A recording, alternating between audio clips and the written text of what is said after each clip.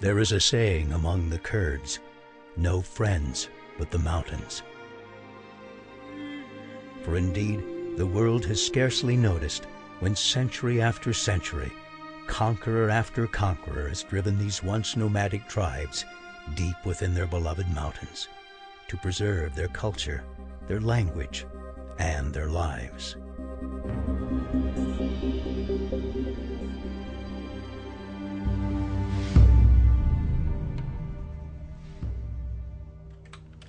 The young women within the Kurdish groups, they're from very different parts of Kurdistan. They're from different territories that have been occupied by different powers, that have been occupied by different means, whether bombardment or whether chemical attacks or forced oppression or a forced silencing of who we are, whether they're not allowed to speak their culture or their language. What ties us the most, though, is that we all have very different stories. Our stories are all very, very different. We can sit there and I can be, despite what I've seen personally, I can sit there and listen to a Kurdish woman and be horrified at what she's gone through. Hidden in the shadows of history, resistance against repression became the Kurdish way of life, until atrocities inflicted by a dictator named Saddam Hussein sent shockwaves throughout the world, causing people of every nation to ask, who are the Kurds?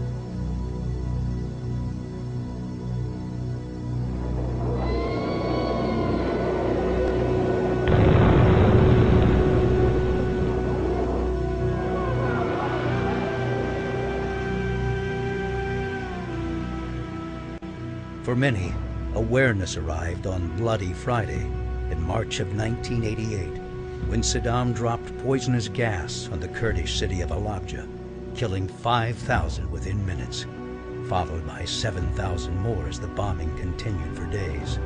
Halabja was not Saddam's only chemical attack against Iraq's Kurds. It was simply the worst, captured in all its horrific detail.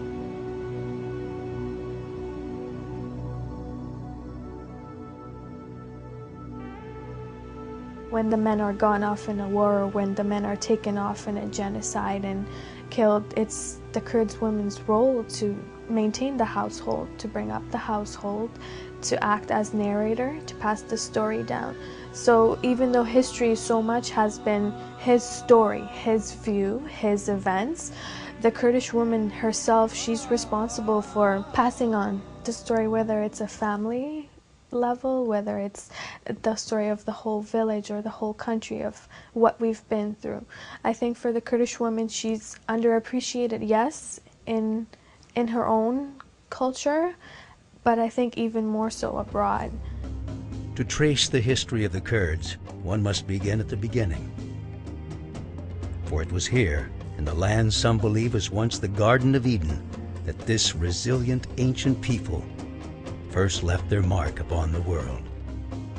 Nourished by the headwaters of the Tigris and Euphrates rivers, archaeologists believe it was within this cradle of civilization that Kurdish ancestors first pioneered agriculture, animal husbandry, weaving, metalwork, and the making of pottery. For visitors, a trip through the land of the Kurds is a trip through biblical history. The great prophets Nahum, Jonah, Habakkuk, and Daniel are all buried within the vast borders of what came to be known as Kurdistan. At the end of World War I, the Kurds were finally promised independence with the dismantling of the Ottoman Empire and the creation of new nation-states. Instead, with the stroke of a pen, Kurdistan was parceled out among Turkey, Syria, Iran, and Iraq.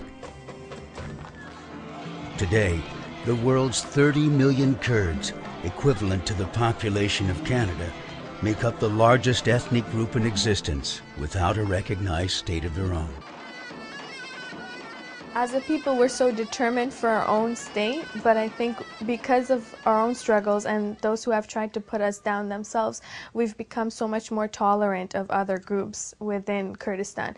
I know myself, I'm from Zohu and Duhok. Zohu has a very significant Christian population. There's a very significant Assyrian population, and they're actually living within the city itself, and they're an integral part of the city just because there is no boundaries in Kurdistan so much. The Kurds are an ancient people who've lived their entire lives at the crossroads of the world, accustomed to living with people of many different religions. Today, as in the days of old, you'll find in the hearts of the Kurdish people ethnic and religious tolerance.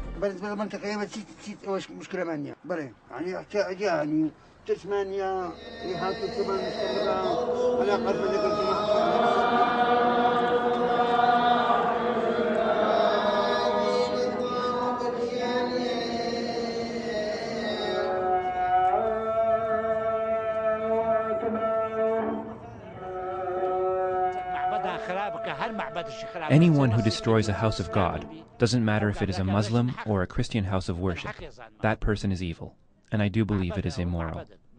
They have been here and their temples have been here for hundreds of years. We have many Christian refugees who escaped death and came to Kurdistan from other parts of Iraq.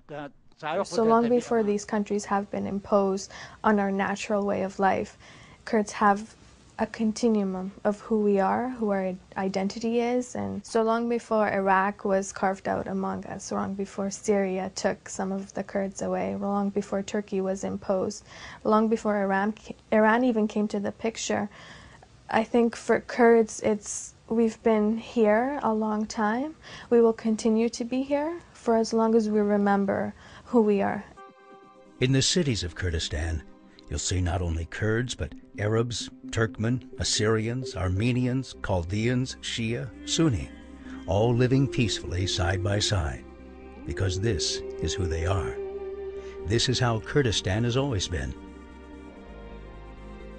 Kurdistan is not so much a melting pot, but it's a mosaic of so many different cultures. Diversity is in fact represented in our clothes, in our day-to-day interactions, in the group of friends you keep. The reason we wanted to do this fashion show is to show just that. The color of our dresses, they're at one with the natural world.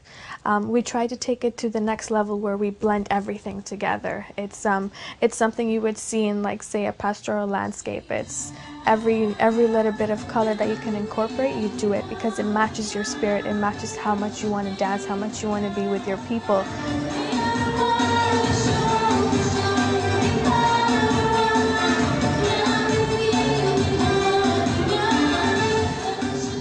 So the Kurdish dance is at times slow. It's a slow appreciation of music, but for the majority of the part it's fast. It's expressive, it's very energetic. It's an appreciation for the breath we have right now, and it's also a celebration of what's to come, and it's a reaffirmation of that no matter what the day brings, we're going to be here and we're most likely going to dance no matter what happens. So the Kurdish dance is it's a perfect circle. Sometimes there's 2-3 dances going on at once. There's a respect for the different dances. Within the circle, men and women are on an equal footing. A woman might lead the dance. There's a very distinct role for the person leading the dance. They're often one of the very best dancers at the gathering. They're very creative. They have a deep appreciation for that one dance. You can't lead a dance where it's not your favorite dance. So the leader of the dance changes from men to women, from young to old. You gain or you earn that spot by your creativity, by your drive. It's a celebration within you that you bring to the forefront. You might be thousands of miles away from Kurdistan, but in that moment, in that circle, it's like you never left and you'll never leave.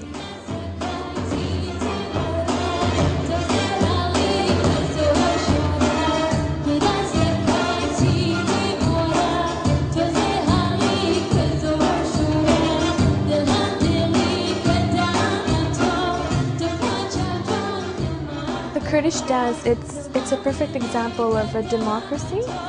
You all want to be there and you rely on the person next to you and the person on either side of you, because the group, the dance, is only as lively as its strongest or its weakest member. So you carry each other, but you also carry yourself. through the dance.